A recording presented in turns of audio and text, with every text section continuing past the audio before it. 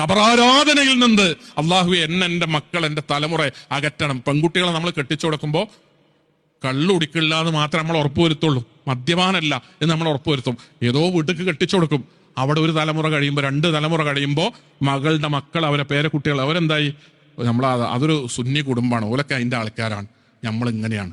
നമ്മുടെ വീട്ടിൽ നിന്ന് നമ്മുടെ മദ്രസയിൽ പറഞ്ഞയച്ച് ലാ ഇലാഹ ഇല്ലല്ലാഹ് എന്താണ് എന്ന് പഠിപ്പിച്ചു കൊടുത്ത് നമ്മുടെ മകളെ വളർത്തി വലുതാക്കി 22 വയസ്സായപ്പോൾ 25 വയസ്സായപ്പോൾ ഒരു വീട്ടിലേക്ക് കെട്ടിച്ചു വിട്ടിട്ട് ഇന്ന് അവൾ പ്രസവിക്കുന്ന അവളുടെ മക്കള്, പേരക്കുട്ടികൾ, ഒരു പുതിയ തലമുറ നമ്മുടെ ചോരയിൽ നിന്ന് ഷിർക്കിലേക്ക് പോകുന്നത് നമ്മളിങ്ങനെ ഒരു തരത്തിലുള്ള അലോസരങ്ങളില്ലാതെ.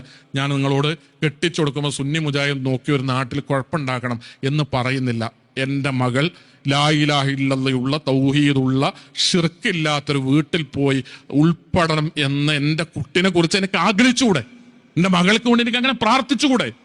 എൻ്റെ മകൾ പ്രസവിക്കുന്ന ഒരു കുട്ടി നാളെ ജാറത്തിലും ഖബറിലും പോയി മരണപ്പെട്ടവരോട് പ്രാർത്ഥിക്കുന്ന, പച്ചക്ക് ഷിർക്ക് ചെയ്യുന്ന ഒരു കുട്ടിയായി എൻ്റെ പേരക്കുട്ടി മാറല്ലേ എന്നെനിക്ക് ആഗ്രഹിച്ചുകൂടെ?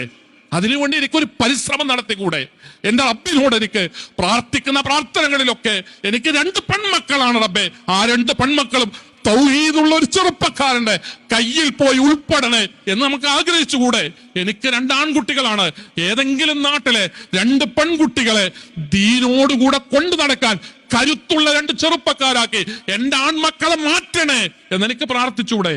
അതിനല്ലേ നമ്മൾ ദീൻ എന്ന് പറയാ, അതിനല്ലേ നമ്മൾ ഇസ്ലാം എന്ന് പറയാ, അതിനല്ലേ നമ്മൾ വിശ്വാസം എന്ന് പറയാ, അതിനല്ലേ നമ്മൾ ഈമാൻ എന്ന് പറയാ. അങ്ങനെ ഈമാനുള്ളവരായി, അങ്ങനെ അഖീദയുള്ളവരായി, അങ്ങനെ ദീനുള്ളവരായി, ആ ദീൻ മറ്റുള്ളവർക്ക് പറഞ്ഞു കൊടുക്കുന്നവരും പങ്കുവെക്കുന്നവരുമായി, എല്ലാവർക്കും ദീന് കിട്ടണം എന്നാഗ്രഹിക്കുന്നവരായി, എല്ലാവരും ദീനിന്റെ മാർഗത്തിൽ ജീവിച്ച് മുവഹിദീങ്ങളായി ലാ ഇലാഹ ഇല്ലല്ലാഹ് എന്ന് ഉച്ചരിച്ച് മരണപ്പെടുന്നവരാകണം എന്ന് നമ്മൾ ആഗ്രഹിക്കണം.